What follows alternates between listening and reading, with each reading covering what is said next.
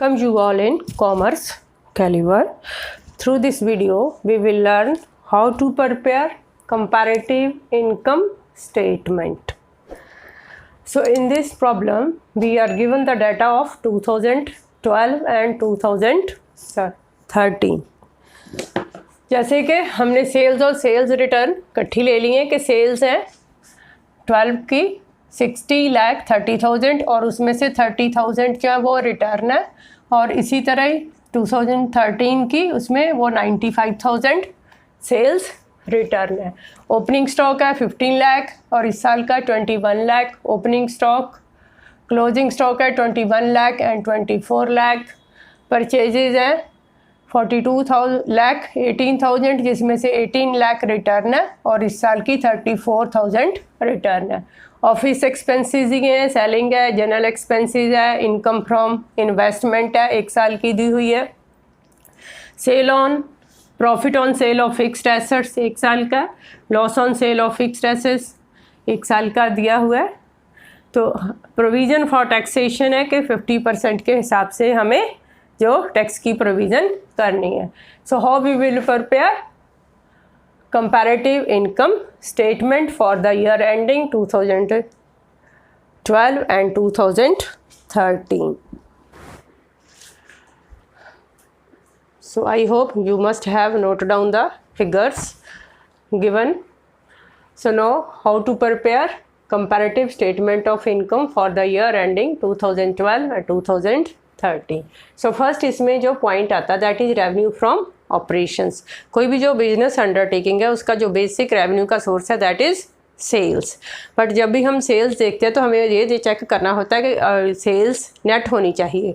Net cell का मतलब है if there is any sale return that should be adjusted.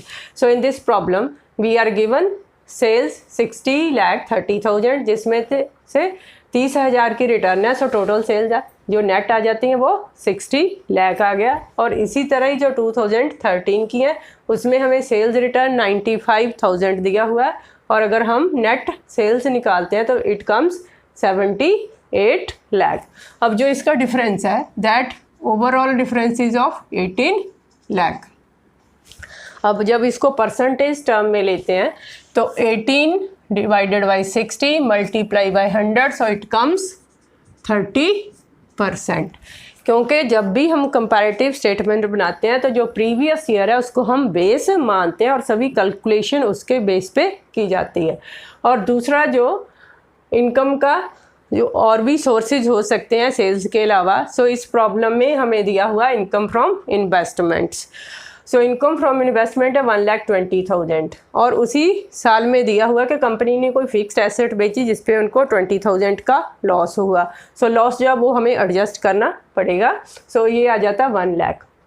और जो 2013 में उसमें दिया हुआ कि कंपनी ने कोई फिक्स्ड एसेट बेची जिस पे उनको प्रॉफिट हुआ 50,000 का, सो ये उसकी हो गई इनकम। अब अगर हम इनका डिफरेंस लेते हैं तो it comes 50,000 because there is decrease in income from other sources, so we will put it in bracket. अब परसेंटेज टर्म में 50 डिवाइडेड बाई 100 1/2 आ गया और उसको परसेंटेज टर्म में इट कम्स 50%। अब जो टोटल रेवेन्यू है दैट इज 61 लाख एंड 78,50,000।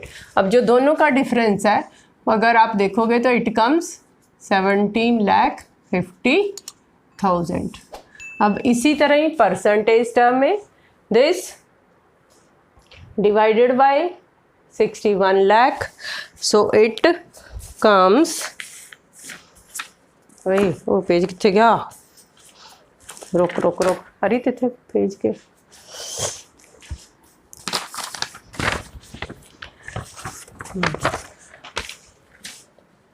सो जो टोटल रेवेन्यू है that is 61 lakh and 78,50,000।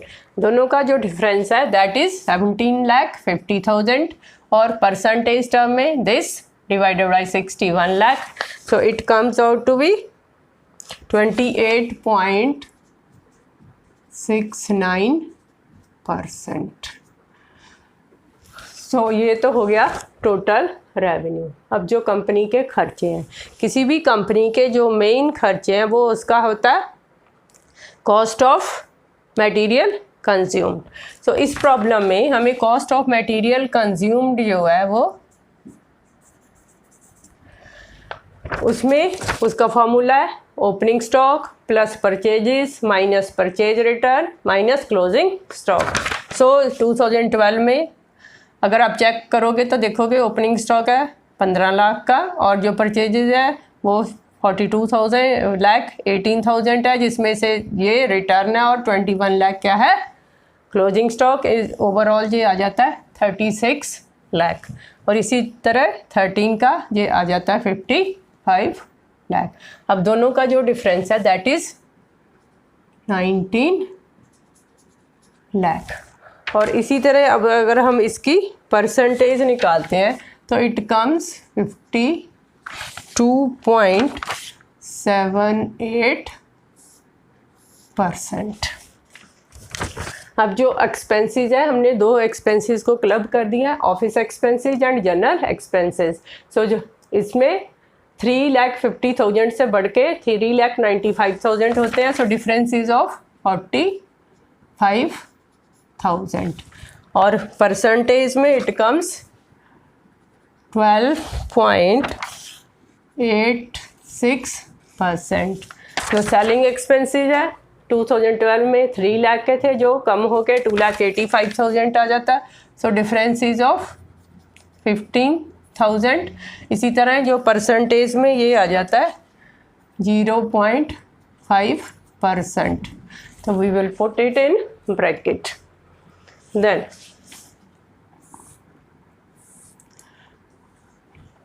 So total जो एक्सपेंसेस है वो इतने से बढ़ के इतने हो गए। अब जो इनका जो डिफरेंस है दैट इज 19,30,000। अब ऐसे 45 इसमें से 15 लेस किए तो ये आ जाता है 19,30,000। अब इसको इसके साथ डिवाइड करके ये परसेंटेज आ जाती है 45.4%।